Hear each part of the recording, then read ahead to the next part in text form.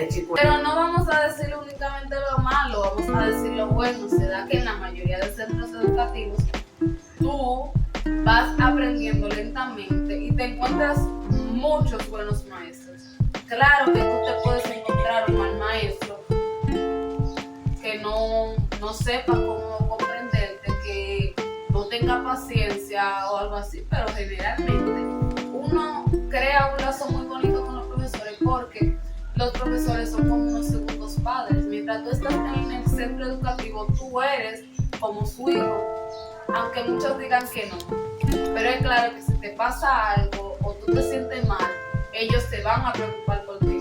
No solo porque seas en ese momento su responsabilidad, sino porque tú eres como si fueras su hijo. O sea, los padres, los que son padres, generalmente van a verte a ti en el lugar que verán a sus hijos. O sea, van a decir, si yo no trato bien a ese estudiante, ¿qué será el maestro que trate mal a mí? O sea, generalmente los padres piensan así, pero vamos a ver qué piensa él de eso.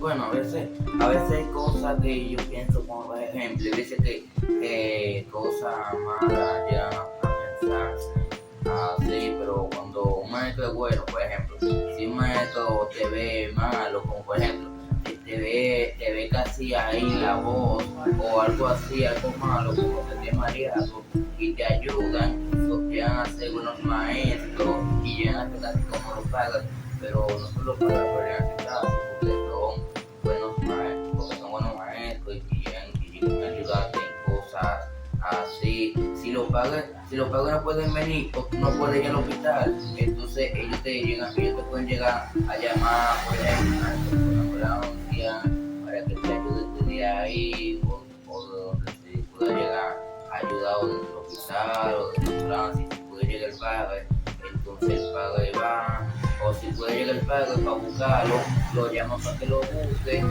pueda ayudarlo. Bueno, en tu caso, ¿cuáles han sido esos maestros que tú consideras que son como padres en tu vida?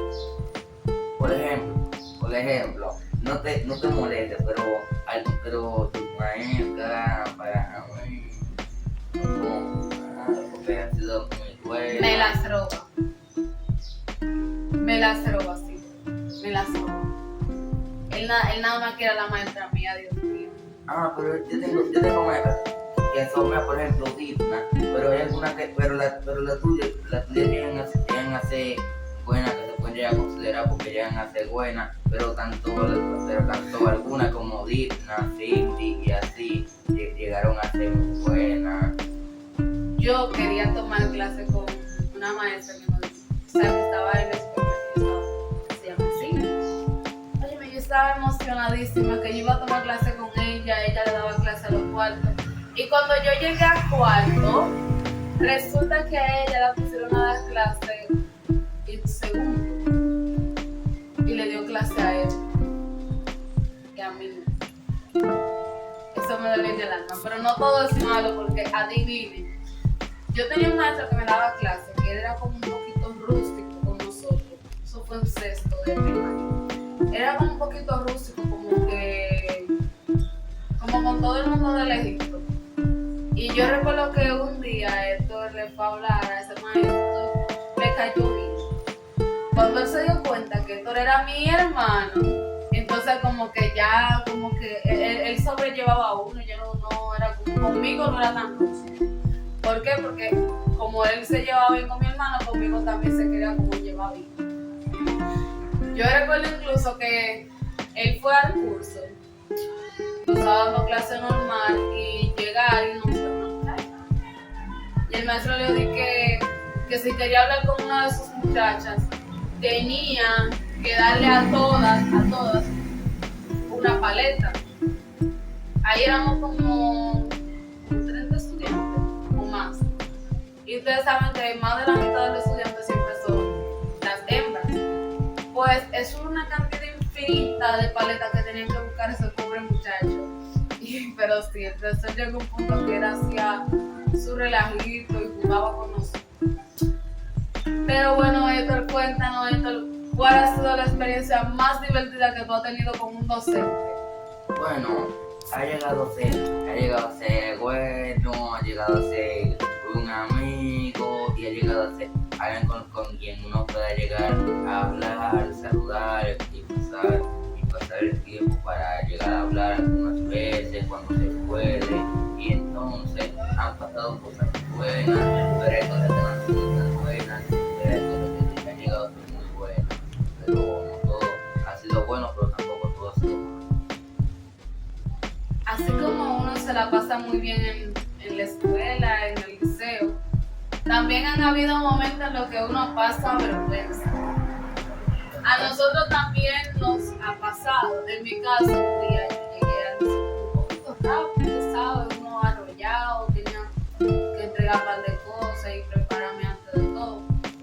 Y yendo tan rápido, yo me caí delante de un grupo bastante grande de muchachos. Y yo nada más en mi mente, ¿cómo me paro de aquí? ¿Qué yo voy a hacer cuando yo me pare? Pero toca levantarse y seguir adelante. Héctor, cuéntanos alguna anécdota que te haya pasado. Una vez que estuve ahí, que yo había ahí, que no sabía de algo, que yo no sabía cómo decía eso, pero que yo pensaba ahí que era otra cosa, pero que yo no sabía cómo hacerlo, por lo cual tuve que pasar vergüenza.